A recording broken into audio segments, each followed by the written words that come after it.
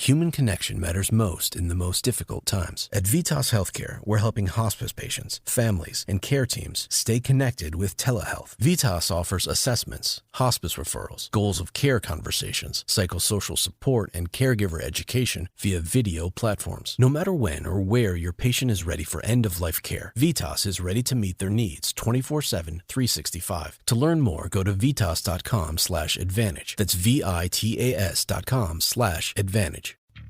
When it comes to what's happening in this country and around the world, the best podcast you can listen to is The Buck Sexton Show. Hey, it's Buck Sexton here. We are in the height of an election season that will determine the future of the country. Who are you going to listen to? Who can you trust? Who could have thought that when people told Democrats they had to treat Wisconsin like a battleground, they would take it quite so literally? iHeartRadio is #1 for podcasts, and it's easy to see why. Listen to The Buck Sexton Show on the iHeartRadio app or wherever you get your podcasts. On this episode of Newt's World, Bill O'Reilly's been killing people for years, from his competition in cable news to President John F. Kennedy and even Jesus. O'Reilly's killing franchise of books fly off the shelves as bestsellers. The other thing about Reagan is that he wasn't a phony. And most politicians, as you know, they're phony all day long. Not Reagan. You include 2 quotes from Jesus on the cross, but not the most famous one. Father, forgive them, for they know not what they do. Why not? We don't put in things that we don't think happened. But we don't believe he said it on the cross because nobody could have heard it. Let's talk about Abraham Lincoln. Yes, best president ever. I wrote the book, Killing Lincoln, because I wanted to show America what true leadership is. Because we need true leadership. In killing Patton, a very strange death. There's no doubt about it. A 4-star general gets killed in a road accident. All the documents disappear. All the witnesses disappear. And they put him in the ground with no autopsy. I mean, come on. hi, this is Newt. Due to the virus, I'm recording from home, so you may notice a difference in audio quality. The bloody Battle of Tippecanoe was only the beginning. It's 1811. President James Madison has ordered the destruction of Shawnee warrior chief Tecumseh's alliance of tribes in the Great Lakes region. But while General William Henry Harrison would win this fight, the armed conflict between Native Americans and the newly formed United States would rage on for decades. Best-selling author Bill O'Reilly ventures through the fraught history of our country's founding on already occupied lands, from General Andrew Jackson's brutal battles with the Creek Nation to President James Monroe's epic sea-to-shining sea policy to President Martin Van Buren's cruel enforcement of a treaty that forced the Cherokee Nation out of their homelands along what would be called the Trail of Tears. O'Reilly and Dugard take readers behind the legends to reveal never-before-told historical moments in the fascinating creation story of America. I'm pleased to welcome my guest, my good friend, Bill O'Reilly, author of Killing Crazy Horse, The Most Merciless Indian Wars in America.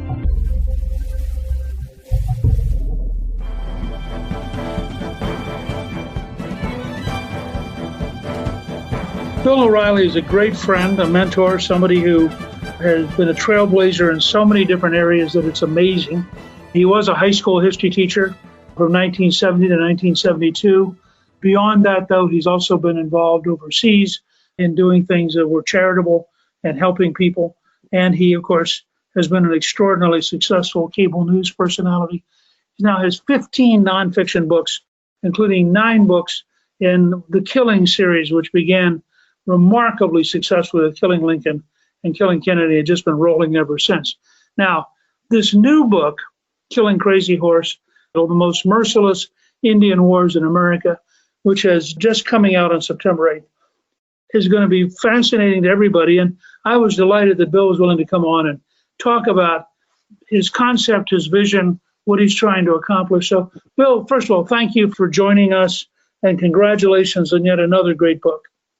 Well, I appreciate it, Mr. Speaker. It's nice to talk with you, and particularly because you're a historian yourself.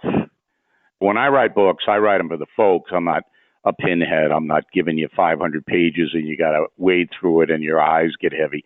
These are exciting, fun books to read, but they're also important, particularly today when the radical left is trying to distort our history. They're trying to peddle this line that the United States is an evil country and always has been. And therefore, I'm in position to settle these things once and for all by writing fact-based books about slavery. You mentioned Killing Lincoln, about the Indian Wars and what really happened in forging our nation. And I think that every American has got to arm his or herself with facts to refute this horrible assault on our country's history. You have a very intriguing to me title, Killing Crazy Horse, The Most Merciless Indian Wars in America. How did you come to that title? Well, when we were researching the book, Martin Dugard is my co-author, we were startled by the level of brutality and intensity in these conflicts. So, yes, the Civil War was terrible. Everybody knows that. The most casualties of any American war. The Revolutionary War, not so much because there weren't that many big set battles. But in America, with the Native Americans and the settlers clashing, that went on from 1812 to 1890. That war lasted 78 years. And Americans don't know the scope of it. We've heard of Cochise and Crazy Horse and Geronimo and Sitting Bull and all of these guys, but we really don't know the context. This was an ongoing bloodbath for 78 years. And that's why I use the word merciless in the subtitle. But why do you think it took so long? Because the United States was just in its infancy when the people, the colonists, then the new United States citizens, started to move west and intrude on Indian lands. And then they moved south into Florida, which was not a state. And the Creek Indians were there going, what the deuce is going on? Who are these people? Why are they in our hunting grounds? Why are they doing this stuff? And the Creeks were the first tribe to attack the white man. And they slaughtered 300 white people, and there were some slaves in that mix, at Fort Mims, Alabama in 1813. That started it all. Andrew Jackson was sent down to quell the Creek uprising. It was unbelievable what happened there. And then it went on and on and on and on and on as the whites went across the country for the land. And they didn't really care who was there first. And the Indians had no idea how to counter this. The smarter of them, the more intelligent of them, like Cochise, he knew they weren't going to win against this powerful force coming at them. But at the same time, what were they going to tell their people? That we got to move again? We don't. Where are our buffalo going to being shot by guys on trains? It was a progression that had no ending because there were so many Indian tribes, decentralized. They weren't organized. And Washington's policies changed every year. Some years they were fair to the Indians, and some years they weren't. But when you look back on it, do you think at a practical level, a different approach that could have worked? Or do you think we were just in a clash between two civilizations and it was going to go on until one of them lost? Well, as a former Speaker of the House, you know how government works better than anybody on this planet. In my opinion, Newt Gingrich knows how the U.S. government works better than anyone. And I've always said that. And I've always had you on in that capacity when I was interviewing you. The problem was that there was no understanding between the white European settlers and the Indian nations. They did not understand each other and made little attempt to. So it wasn't like we understood the king in England and we knew what he was doing to try to exploit us by taxing us but not giving us representation. That wasn't what was going on because there was no central leadership in the Indian nations. Tecumseh tried, he got killed. And then the fear that the Indians instilled in the white man, because they were brutal. Not all of them, but many, the Comanches and the Apaches. Oh, if you got captured, Mr. Speaker, you would rather die. In fact, U.S. soldiers always kept a bullet in the chamber, even when they ran out of ammunition, so they could kill themselves instead of being captured. That's how terrifying the Indians were. So in the midst of all of this, there was no understanding. There was no attempt to be conciliatory. It was just who has more power. We're taking over. In that context, were you surprised as you got into this, not only that it was brutal on both sides, but that from the Indian standpoint, they really didn't have many alternatives? I mean, they were being permanently squeezed and forced westward where they collided with other Indian tribes who also believed they had a right to be there. So you also a lot of sort of Indian on Indian combat, in addition to Indians attacking the European settlers. That went on from the dawn of North American settlement, when the Indians came from Asia and crossed the Bering Sea into Alaska and then migrated down south. Indians always fought Indians, always. I have a house in Montauk, Long Island, where I'm talking to you right now. And the Montaukett Indians were the first settlers here. Well, across the Long Island Sound in Connecticut, there were the Mohegans. And the Mohegans were very warlike. The Montauketts weren't. They were farmers. But they would come across and raid, and that went on forever. So you're correct in the sense that there was no security. The Native Americans had no security at all, that at any time they could be attacked by the white man or by other Indian tribes. In fact, Custer had Indian scouts when he foolishly went into Crazy Horse's realm. He had tribes that hated the Sioux working with him. So it was a complicated thing, but the overarch is this, that Native Americans for centuries had lived a lifestyle. Some of them were more agrarian, some of them were hunters, all right? And they didn't have a permanent, they didn't settle cities. There were no cities. When it was cold, they went south. When it was hot, they went north. And they hunted and they provided, but they were basically nomadic. And then when they had this huge influx of, especially after the railroad, Abraham Lincoln was the guy that nailed the Transcontinental Railroad. Once the railroad started and all of these thousands of people started to come off to Indian lands and do whatever they wanted to do, you can imagine if you were a Native American chief and your people are looking at you going, what are you going to do? Are you going to let this happen? And that was what ignited most of these conflicts. Since you put him in the title, what is your take on Crazy Horse? Very, very interesting man. He was not the chief. Sitting Bull was the chief of the Sioux Nation. Sitting Bull never fought. Did you know that, Mr. Speaker? No, I did not. Nobody does. Sitting Bull never fought in a battle. He was the big kahuna, and he was the guy who would direct the tribes. Crazy Horse was the minister of war. They actually used that title, and he was a brilliant tactician. And we take you through a lot of his campaigns before the ultimate Little Bighorn fight. And Crazy Horse just outsmarted the U.S. Army.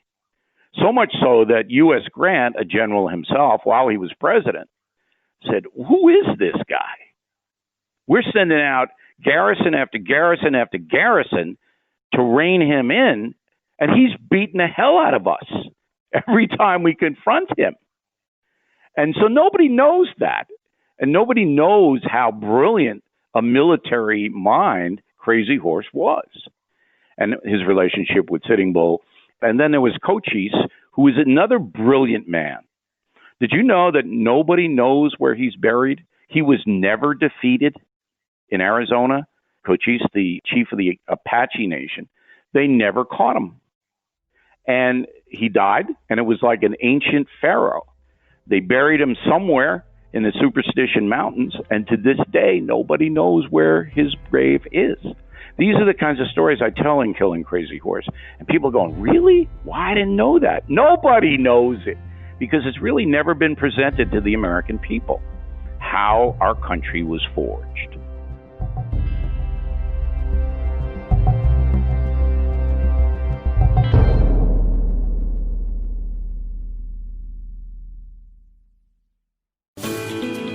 Hi, this is Newt. I want to invite you to sign up for a yearly subscription to my Inner Circle membership club. We're in a critical time in our history where the outcome of the next election will set us on a course of two very different American futures.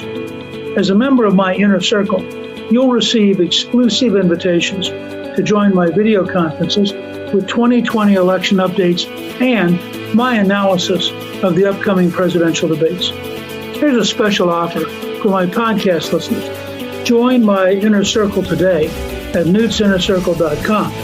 And if you sign up for a 1 or 2 year membership, you'll receive a free copy of my new best-selling book, Trump and the American Future, as part of your membership welcome package.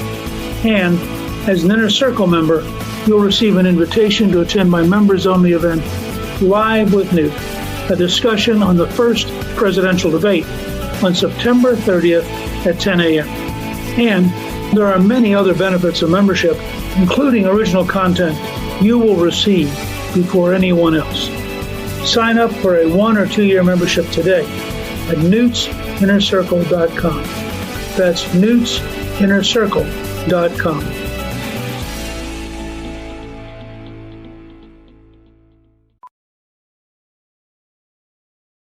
Hey, I'm Andy. If you don't know me, it's probably because I'm not famous. But I did start a men's grooming company called Harry's. The idea for Harry's came out of a frustrating experience I had buying razor blades. Most brands were overpriced, over-designed, and out of touch. At Harry's, our approach is simple. Here's our secret. We make sharp, durable blades and sell them at honest prices for as low as $2 each. We care about quality so much that we do some crazy things, like buy a world-class German blade factory. Obsessing over every detail means we're confident in offering a 100% quality guarantee. Millions of guys have already made the switch to Harry's, so thank you if you're one of them. And if you're not, we hope you give us a try with this special offer. Get a Harry starter set with a 5-blade razor, weighted handle, shave gel, and a travel cover, all for just $3 plus free shipping. Just go to harrys.com and enter 4444 at checkout. That's harrys.com, code 4444. Enjoy! Good morning. This is Laura Vanderkam, host of The New Corner Office, a podcast where we share strategies for thriving in the new world of work. I just put out a new episode about how to light a fire under your career by making your Mondays matter. The episode was fueled by Nature Valley Packed Sustained Energy Bars. Here's a clip from the episode. So here's my suggestion if you're working at home these days because of the pandemic. Use the time on Monday morning that you would have spent commuting to tackle some big, speculative project that you claim you never have time for. Tackling something big and uncertain can light a fire under your career. And doing this important but not urgent task first thing means you start the week with a sense of victory. Brought to you by Nature Valley Packed Sustained Energy Bars. For more tips on how to start well, sustain your energy, and win the week, check out the New Corner Office podcast.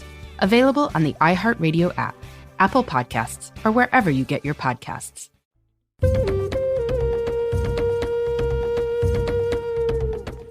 When you think about this particular book, which is, I think, in some ways one of the most interesting, and you've written a lot of interesting books, but this one will teach more people more new things than most of them, because you're really in a fertile area here where people just don't know very much. What do you hope readers get out of this? When they close the final page, what's your vision of real success with your readers?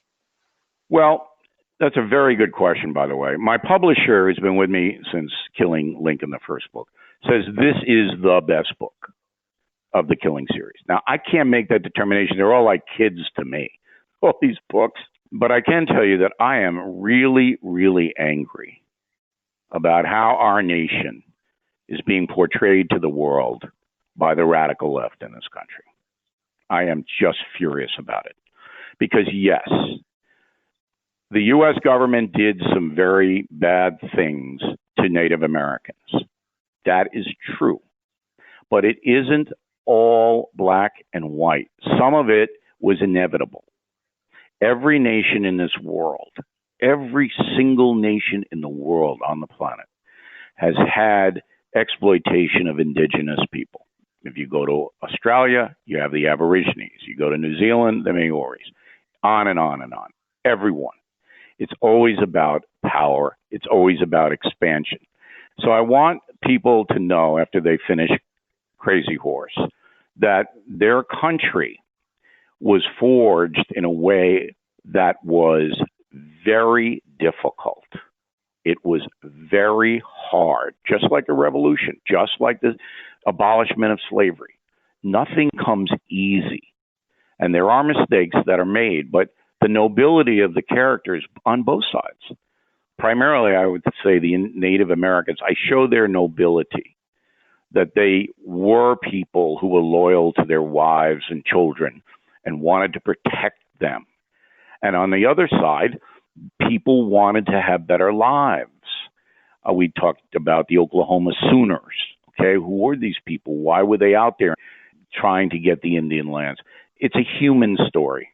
And that's what our nation is. Our nation is a human story. And in any human story, there are good things and bad things. And I think that we have written a fair book, a book that if you read it, you'll know more about your country than 90% of the people that you know. When you got into this and you began researching this book, what was the biggest surprise to you?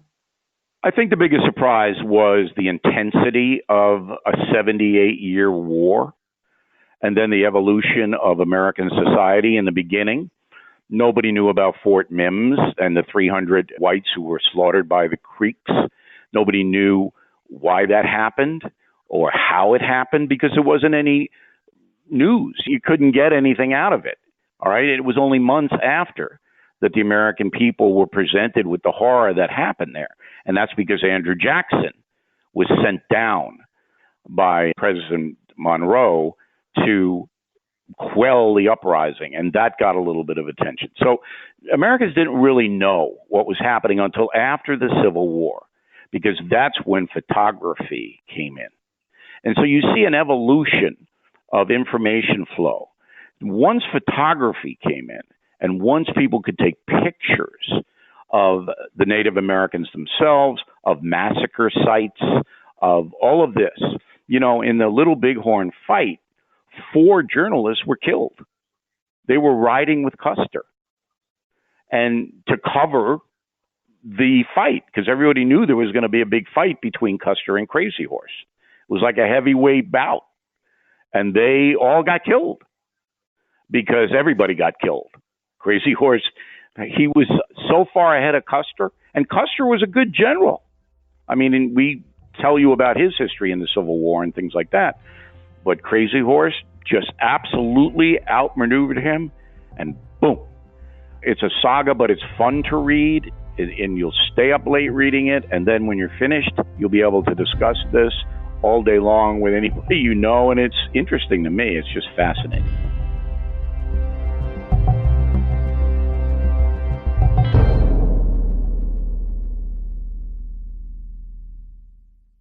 Human connection matters most in the most difficult times. At Vitas Healthcare, we're deploying telehealth to help hospice patients, families, and care teams stay connected during the COVID-19 pandemic. Vitas offers assessments, hospice referrals, goals of care conversation, psychosocial support, and other services via secure video calls. To make social distancing easier, we also deliver home medical equipment, supplies, and medications right to the patient's home, whether home is a traditional residence, nursing home, assisted living facility, or inpatient unit. No matter when or where your patient is ready for end-of-life care, Vitas is ready to meet their needs with complex modalities and 24/7, 365 telehealth support. We call it the Vitas Advantage. To learn more, go to vitas.com/advantage. That's VITAS.com/advantage. Effective care is built on connections. During COVID-19, Vitas Healthcare is using telehealth to strengthen the connections between hospice patients, families, and clinicians. Over a secure video call, Vitas experts can assess your patient, accept hospice referrals, conduct goals of care conversations, and provide clinical support whenever and wherever necessary. To simplify social distancing, we also deliver medical equipment, supplies, and medications right to the patient's home, whether home is a traditional residence, nursing home, assisted living facility, or inpatient unit. Your patient deserves comfort and dignity near the end of life. Vitas can help them achieve both with 24/7, 365 telehealth support. That's the Vitas Advantage. To learn more, go to vitas.com/advantage. That's vitas.com/advantage.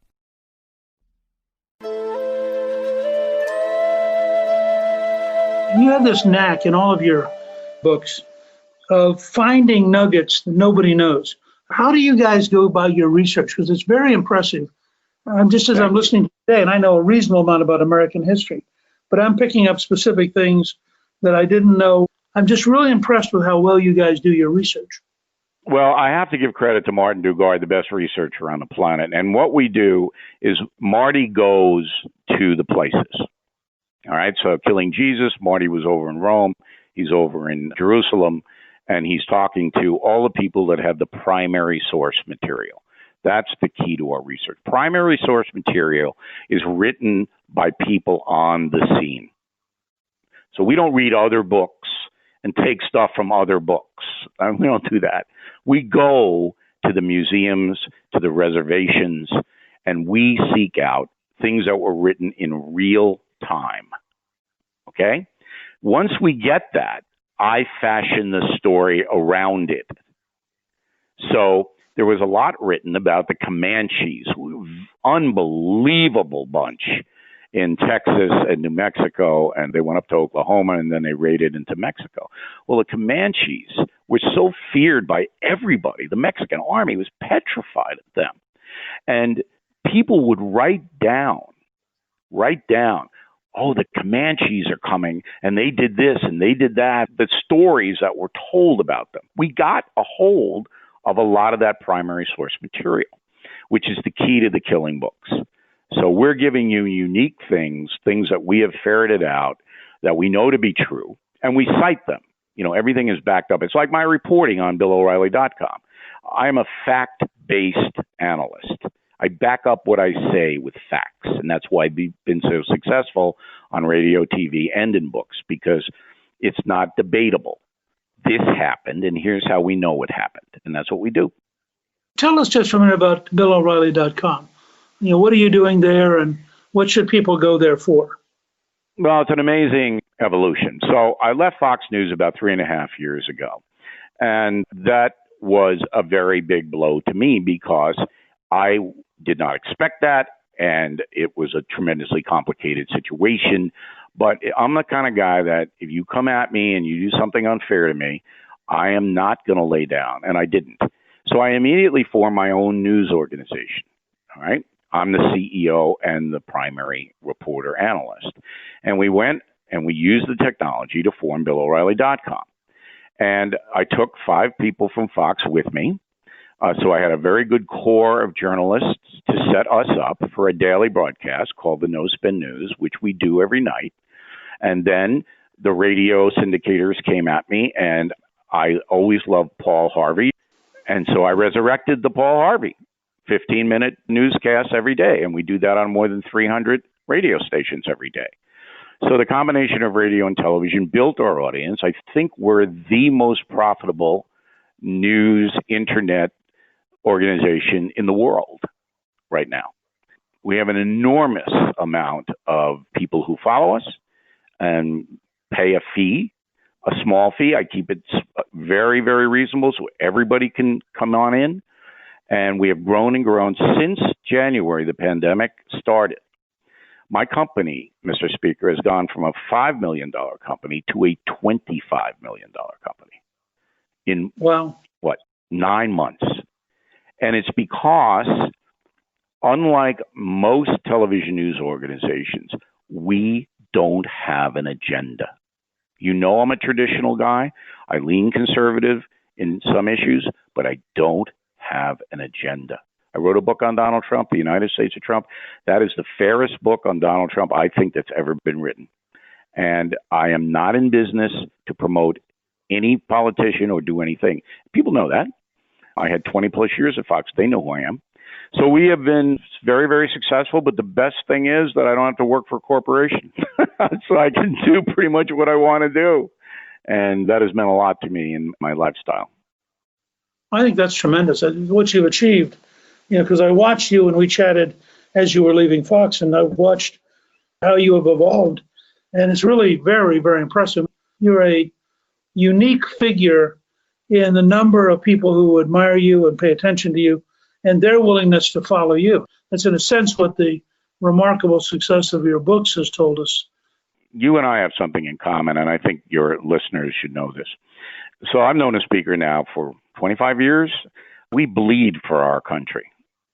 I mean, Newt Gingrich and Bill O'Reilly, this is what we have in common. We bleed for our country. You may disagree with me. You may disagree with Newt Gingrich, and that's fine. That's fine. I am so emotional about America. And so everything that I do isn't money-driven. The only reason I gave you the money stats is to show you the tremendous growth in BillO'Reilly.com. I want to improve the country as much as I can while I'm on the planet, because I see the nobility in America. And I know you do too, because we've discussed it. I see how our country provides more opportunity for more people than any other nation on earth. You look at Rome, you look at all the empires, no one has come close to what America has done for the world, freeing billions of people. I wrote 3 World War II books, Killing Platten, Killing the Rising Sun, Killing the SS. We did that. We freed people from fascism and communism. And to see what's happening today, that we're evil, that we're trying to hurt blacks and minorities. And so that's what I'm using my skill to do, to counter all of that. And that's why I'm pleased to run my own news agency, because I can do that 24/7. Well, and the thing I liked about your courage in tackling this particular book is it's a very touchy and complicated topic, and it's easy to handle badly. And I knew you would handle it in a way that people would find it to be fascinating and balanced, and they would keep turning the page and learning something brand new. Whether you were an advocate for Native Americans or you were an advocate for the rise of the United States, that you were going to play it right down the middle. You're a great entertainer, so I knew the book would be interesting. But I thought it took some guts on your part to take this particular topic, because it's a potentially very controversial one. And I commend you, because we need people willing to stand in the middle of the arena and argue the case for thinking through what America's like, not just parroting various anti-American slogans.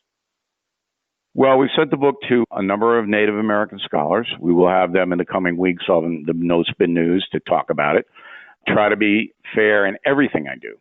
I think fairness is a doctrine that everybody, and it's hard to be fair, but everybody on this planet, if we all tried to be fair, I don't think we'd have the strife that we have now. I mean, so let's all try to be fair. And that's what I try to do in Killing Crazy Horse. I wish you extraordinary success with this latest venture. And I hope that the next time you do a book, you'll come back and join us and chat about it again. Mr. Speaker, I really enjoyed talking with you.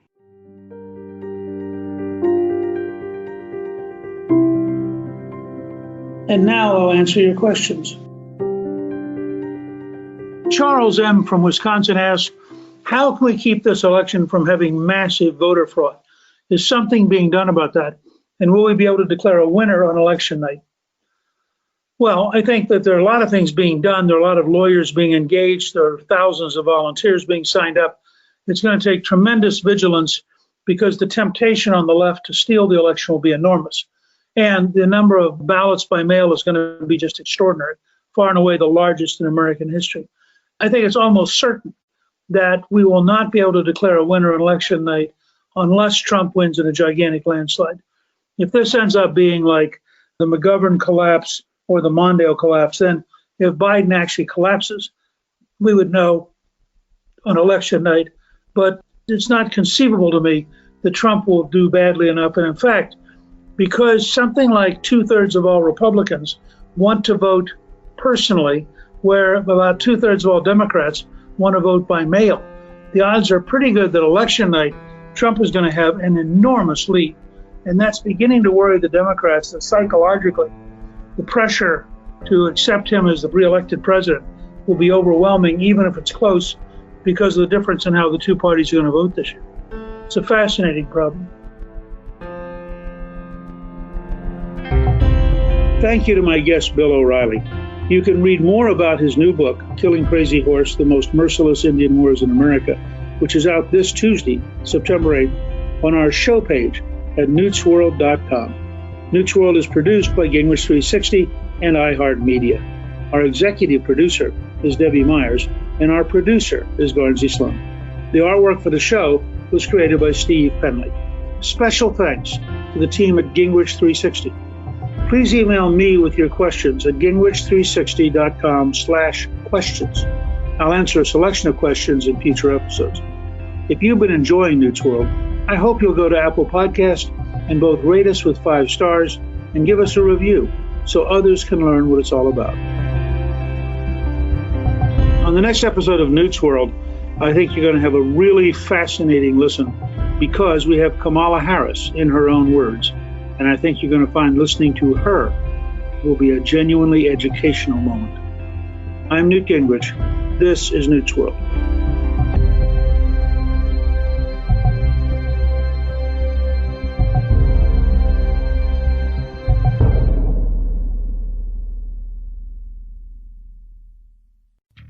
When it comes to what's happening in this country and around the world, the best podcast you can listen to is The Buck Sexton Show. Hey, it's Buck Sexton here. We are in the height of an election season that will determine the future of the country. Who are you going to listen to? Who can you trust? Who could have thought that when people told Democrats they had to treat Wisconsin like a battleground, they would take it quite so literally?